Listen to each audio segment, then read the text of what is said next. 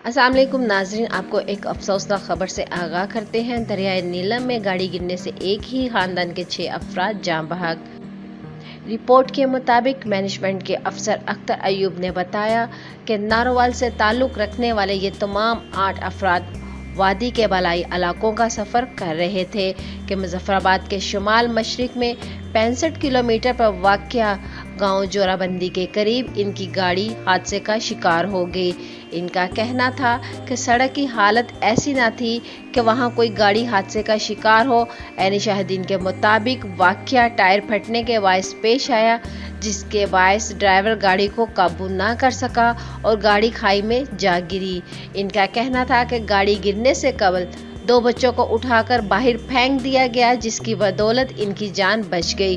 अख्तर अयूब के मुताबिक मकामी अफराद इन बच्चों को फौरी तौर पर फौज के ज़ेरे इंतज़ाम चलने वाले मकामी अस्पताल लेकर गए, जहां इनकी हालत अब बेहतर बताई जाती है।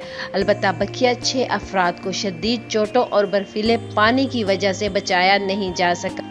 इन्होंने मजीद बताया कि रेस्क्यू अदारों ने गाड़ी को रस्सों की मदद से ऊपर खींचकर इसमें से 4 लाशें बरामद कर ली हैं, जिनमें नादिर कामरान, इनके भाई आजम कामरान, बीवी मदीहा नूर और वालदा परवीन अख्तर शामिल है। रिजवान की अहलिया आयशा और कामरान की 3.5 साल की बेटी अनाया अभी तक लापता है।